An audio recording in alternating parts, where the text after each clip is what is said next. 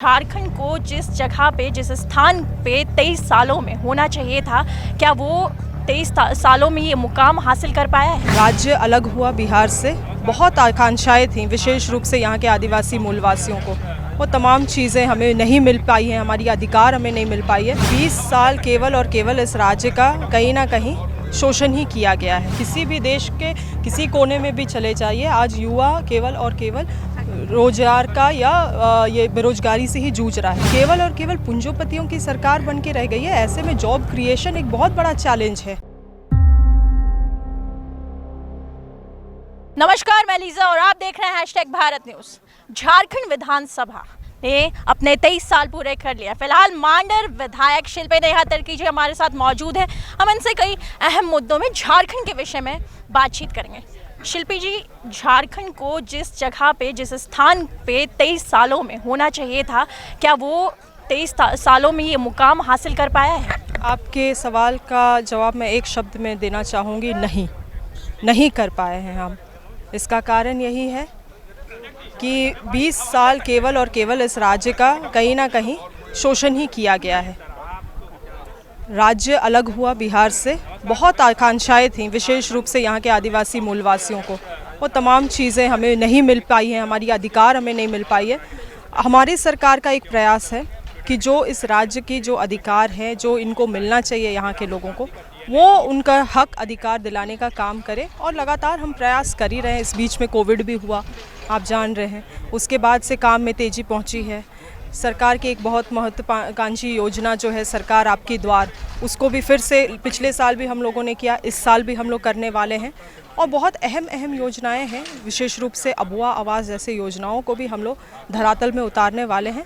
निश्चित रूप से झारखंड राज्य का आने वाले समय में एक भला ज़रूर होगा, क्योंकि यहाँ के लोग भी अब अपने अधिकार को लेकर जागरूक हो रहे हैं। नेहा जी, लगातार जो अन्य राज्य हैं, अगर झारखंड साथ साथ उत्तराखंड भी यूपी से अलग हुआ, लेकिन वहाँ पे जो विकास है वो ज़्यादा तेज़ी से हो पाया, यहाँ वो विकास नहीं हो पाया।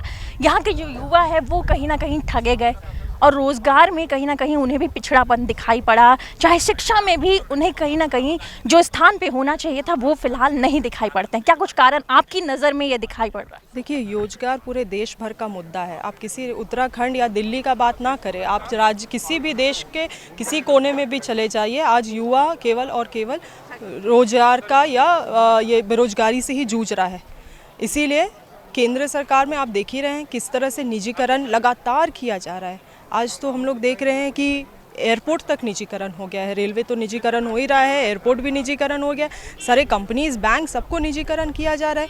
केवल और केवल पूंजीपतियों की सरकार बन के रह गई है। ऐसे में जॉब क्रिएशन एक बहुत बड़ा चैलेंज है। और आने वाले, और आप ही देख लीजिए ना, हमारे यूपीए की सरकार थी उस समय 1960 के आसपास में IIT, IIM जैसे चीज़ों को लाया गया। पिछले 10 साल में you name me one institution, एक इंडस्ट्रियल रेवोल्यूशन जो हम लोगों ने किया है।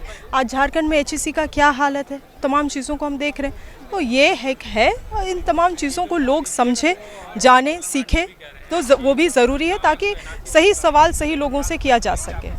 शुक्रिया हमारे साथ जुड़ने के लिए। मांडर विधायक शिल्पी नेहा तिर्की फिलहाल हमारे साथ जुड़ी हुई थी। 23 सालों का ये झारखंड विधानसभा हो चुका है, स्थापना दिवस आज है, और ऐसे में हम कहीं ना कहीं फिर भी आज पिछड़े हुए नज़र आते हैं। जो विकास होना चाहिए था इस राज्य में, वो विकास की स्थिति आज भी उस स्तर पे नहीं पहुंच पाई है। वहाँ उस मुकाम पे ये राज्य नहीं पहुंच पाया है जिस मुकाम पे इस राज्य को होना चाहिए। चाहे शिक्षा की बात की जाए या फिर रोज़गार की बात की जाए, चाहे अन्य मुद्दों की बात की जाए, आज भी वही आलम है कि झारखंड कहीं ना कहीं पिछड़ा नज़र आता है। इसकी अहम कारण कि यहाँ की जो सरकारें हैं वो ही इस ओर सही रूप से ध्यान नहीं दे पा रही है। अब देखने वाली बात होगी क्या सरकार इस रूप में ध्यान दे पाती है। ऐसी तमाम खबरों के लिए बना रहे #भारत न्यूज़ के साथ। कैमरा पर्सन मसूद के साथ मैं लीजा, #भारत के लिए रांची से।